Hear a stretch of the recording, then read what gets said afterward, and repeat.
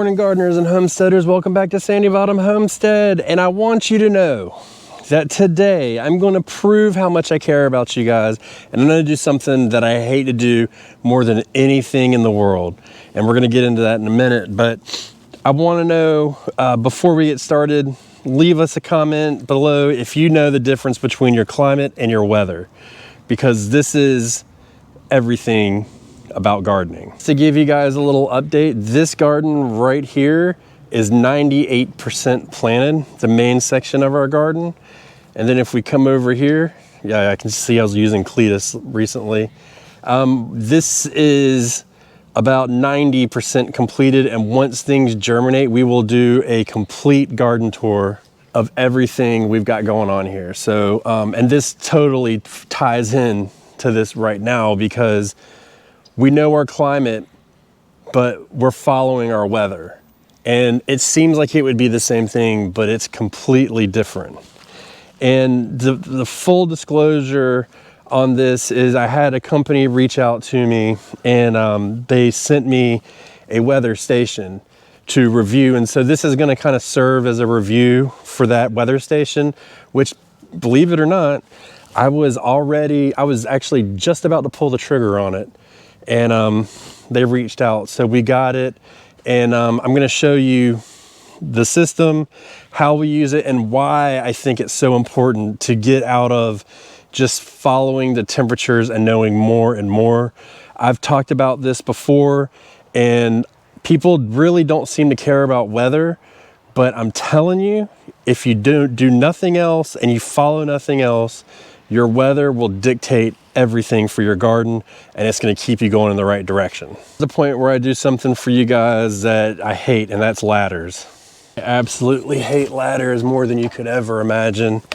And I just installed this the other day. So let me go over this thing for you, and then it's going to and I'll break down as we go through what it's reading and why we care about it. So first of all, I had to install this like super high. Well, super high, but as high as I could. And it's obviously telling me the wind. It collects the rain up here. So it tells you the rain, how much rain you get, the direction of the wind, and then this will read the pressure and the humidity. So all of this combined, this one sensor will give us all of that information. And the way I had to install it, I think I'm gonna try and conquer my fear and stay up here for a minute. The way I had to install it is you have to get it high, and it has to be like, I think it was like 2 times as far away from the tallest structure around it. But I mean, if you can see, I got trees all around me, I got my house. So I did the best I could, but this actually works out really good because it's gonna give me all of my weather information that's in my garden. And that's super important. So I don't really care what the weather is down the road. I wanna know what's going on in my garden. I want to know when the greenhouse blows over, what was the wind that was hitting the greenhouse when it blew over. I want to know how much rain fell in my yard. I want to know what the temperature was in this microclimate that we have here. You know, I've seen it frost over there at my neighbors and then not freeze here. So I want to know all of that stuff. And this is really going to help me. And so when we go in to look at the readout on it, you'll see.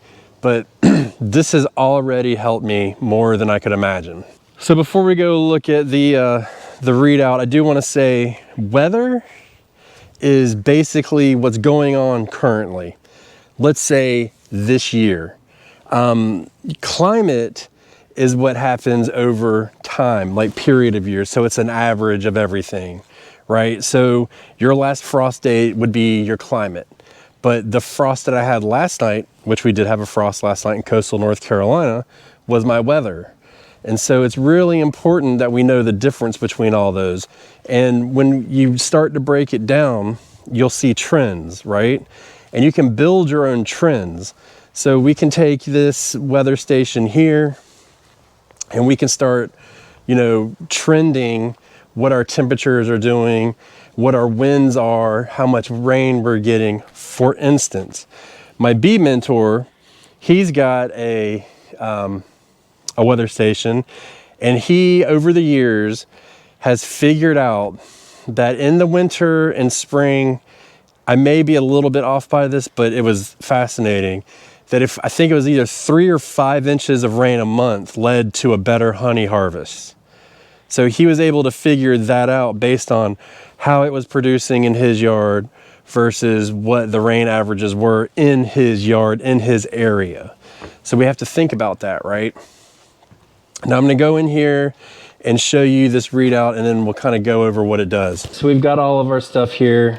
Gives you like a rough forecast, our temperature, our humidity. Now see, this humidity here is gonna be really, really important for outside in the summertime, because I'll be able to track when the disease hits my tomatoes. And that's something that I need to know, because I know that the humidity helps with the disease on the tomatoes. It helps magnify it and make it worse. This is inside temperature, which, you know, is nice, but doesn't really matter for the garden. The wind direction.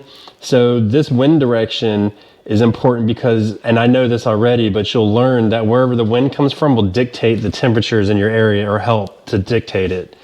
And then obviously your gusts and your average winds and stuff like that, and your barometric pressure. As you can see, it's been climbing, so we're getting nicer and nicer weather. We just had like a couple days of rain, and it tells you your moon phase. So if you are planting by the moon, this is a great way to do it. And there's a whole thing behind planting by the moon. So I don't do it, but I do kind of understand it.